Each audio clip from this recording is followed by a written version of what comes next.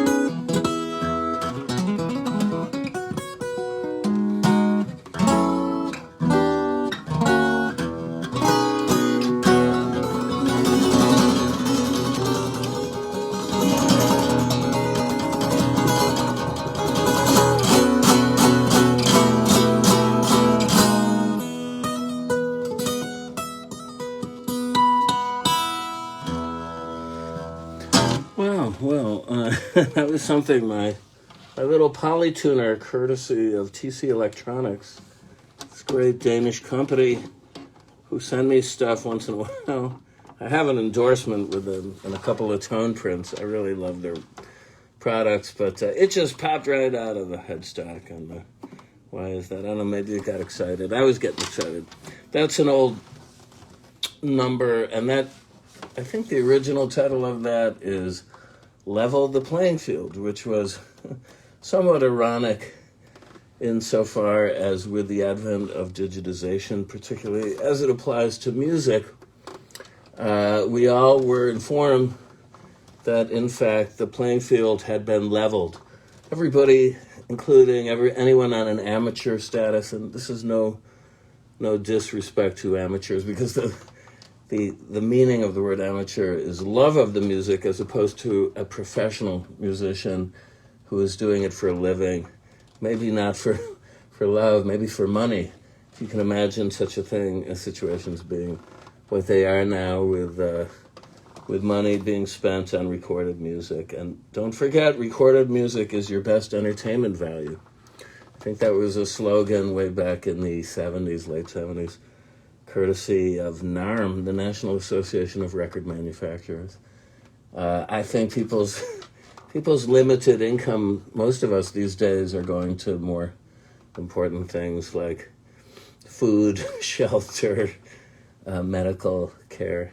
Speaking of which, I can't wait to get vaccinated. I don't care which one it is. I'd do the Sputnik even. My friend Emir Kusturica is raving about that vaccine. It's widely available in Serbia. I have a good friend in Belgrade, an enchanting city, who says that one is readily available, and I think also a Chinese vaccine. But Serbia is not in NATO, is one of the last holdouts, and they're proud of that.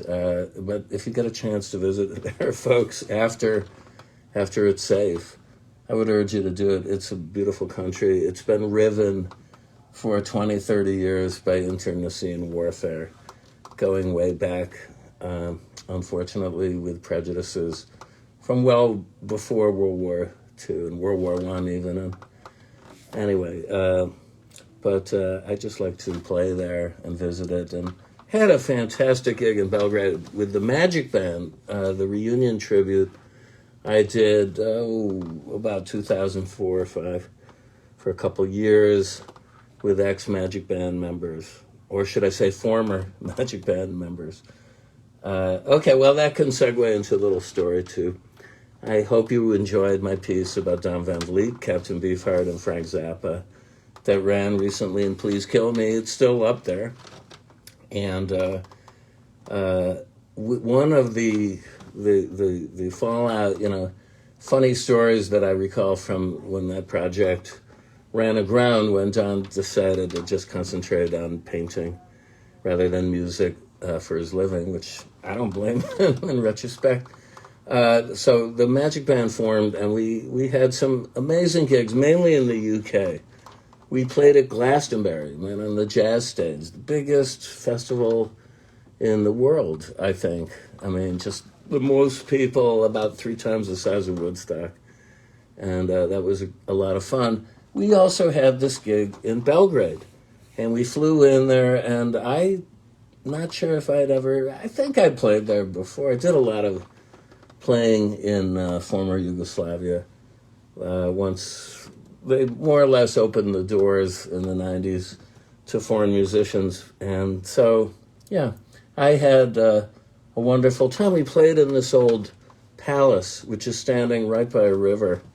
And I remember we came for a sound check, and there was a fan, ecstatic, elated, probably high on something, screaming and yelling and like, I don't believe it. It's like, his mind had been blown to see some of us there on stage preparing to play. And, Don had a whole peculiar thing about the Magic Band. Vis-a-vis anybody trying to do any of their own music, for instance, that was a no-no. And, It's one reason I chose to leave after a certain point in time, because I thought I'll be completely I will be effaced, not by myself, but just by playing along with this program, because I wanted to do my own music, really, as did probably everybody in that band.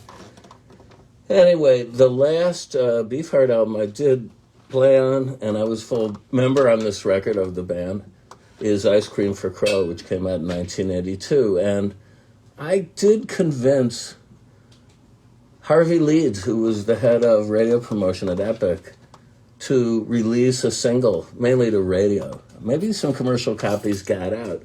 The A-side was Ice Cream for Crow, and the B-side was an instrumental called Light Reflected Off the Oceans of the Moon, with Don's peculiar spelling of oceans, Oceands.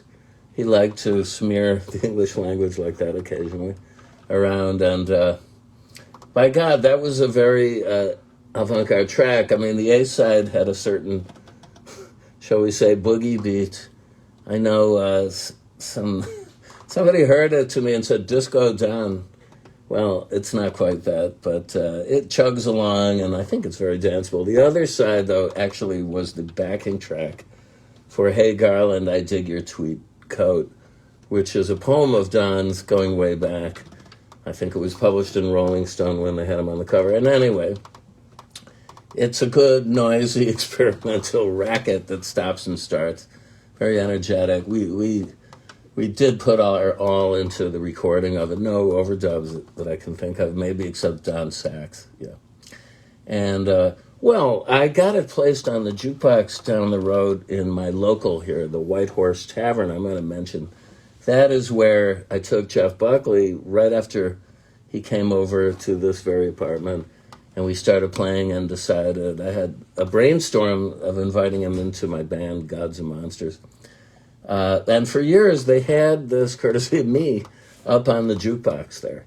And I'd like nothing better than to go over on a Sunday morning. Everybody was hungover, at about 11:30 a.m., 12. They had a halfway decent bacon and eggs platter for breakfast.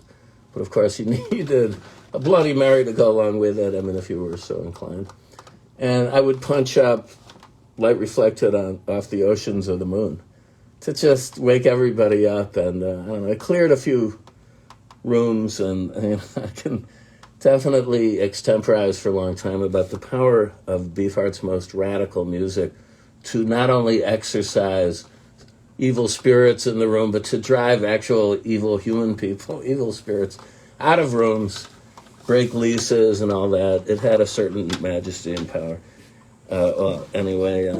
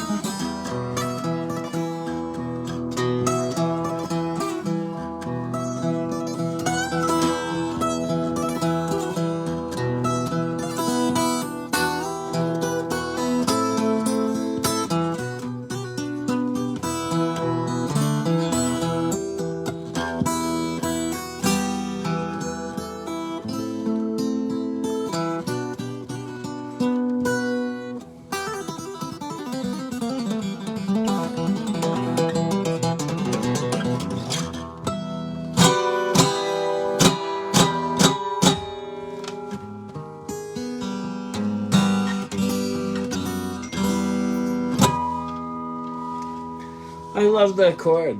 I entered a composition once. It was a co-write with a French band called Tanger, which was Tangier, like the country, like the city in Morocco, and did a whole record with these guys, co-producing it. And I wrote some songs of them which were really quite good. One was called Oui Peut-être, which is yes, maybe, perhaps. Really good. I think it charted over there. And then this other one was called À toi le seul. Beautiful, beautiful song. And they had a big budget. And we did pre-production in Morocco. That was one of my best little travel escapades. I met the A&R guy in Amsterdam. I was finishing a tour, I think it was, or no, in Paris. I played in Amsterdam, then I met him in Paris, and then we flew to meet the band in Tanger, where they were occupying and renting a palais, which is a beautiful old mansion that had a view of the Straits of Gibraltar. It was just stunning. I would love to go back to Morocco, especially with the recent rapprochement there with Israel in this country. And in any case, we wrote this song, and we got a budget to go ahead and do orchestration. And we brought in a very, very talented guy who's no longer with us, a guy named David Whitaker, who had done string arrangements going back to the Andrew Loog Oldham Orchestra, my old friend, the Rolling Stones producer and manager, Andrew. He did a lot for Immediate Records. And in fact, I believe he did the arrangement of the sample that became the main body of the song Bittersweet Symphony by The Verve, of which there was a lot of controversy around vis-a-vis authorship and rights to use this as a sample and whatnot.